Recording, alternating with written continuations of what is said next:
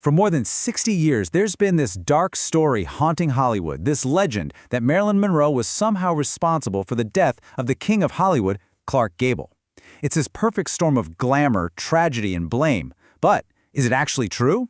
Today, we're going to tear this whole thing down piece by piece and really get to the bottom of what happened.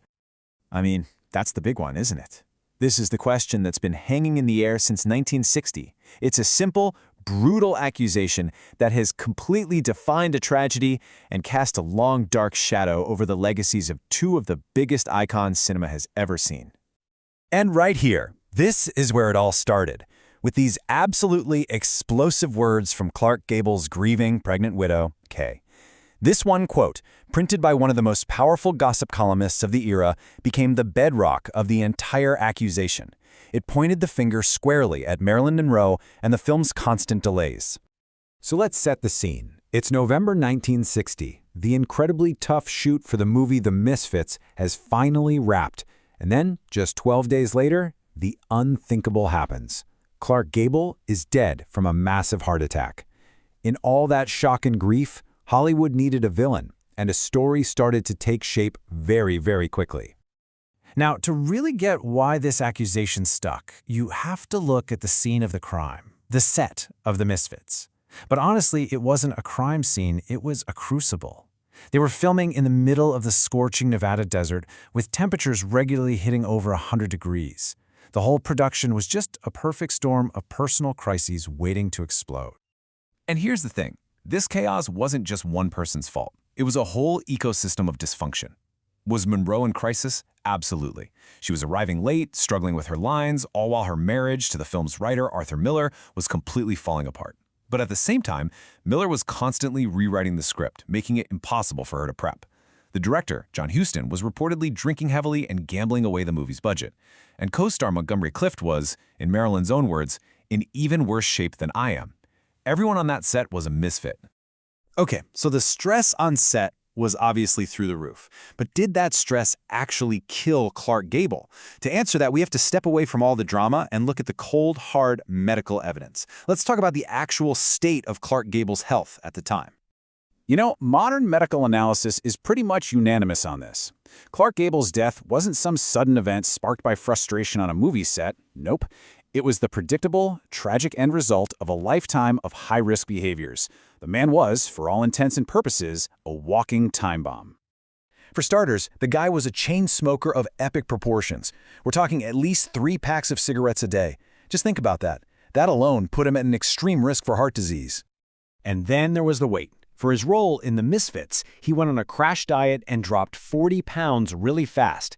That kind of extreme yo-yo dieting just wreaks havoc on your heart. It puts an incredible strain on the muscle.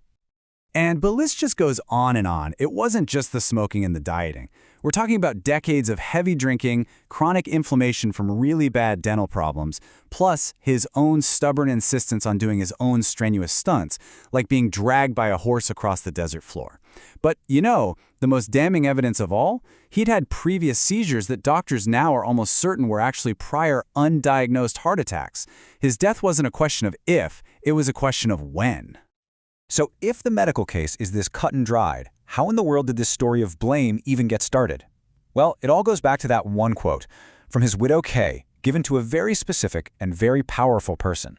The quote was given to Luella Parsons, and you have to understand, Parsons wasn't some neutral journalist. She was a media titan.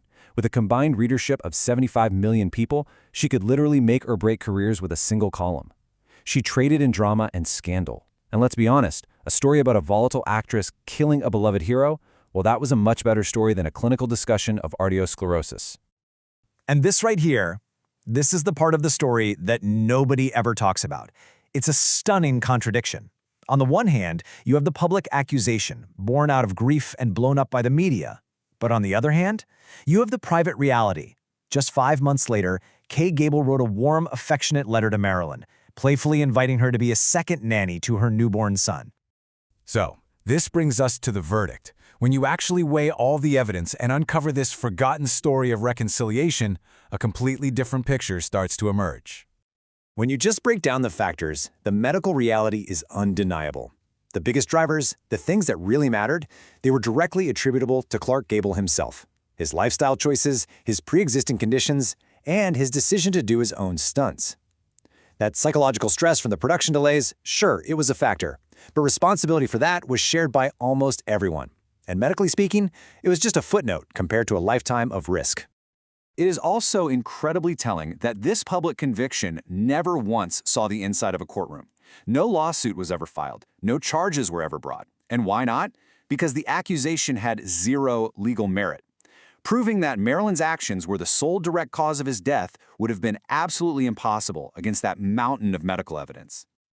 This timeline is just so poignant. It shows Gable's death, but then just a few months later, that reconciliation. Marilyn Monroe, the woman accused by the world, attended the christening of Gable's son at his widow's personal invitation. But the tragedy just gets deeper with that final date. A little over a year later, Marilyn herself was dead, having carried the heavy weight of this false accusation through her own final turbulent years.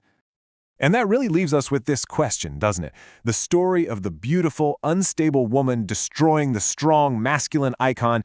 It was simple, it was dramatic, it was compelling, it was a much better story than the mundane reality of heart disease.